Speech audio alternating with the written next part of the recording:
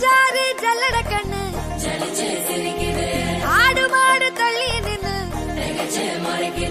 கோலக்காட்டு பொம்மை எல்லாம் தோக்கா திரியுது தொக்கா போட்ட அக்கா பார்த்து காக்கா மிரளுது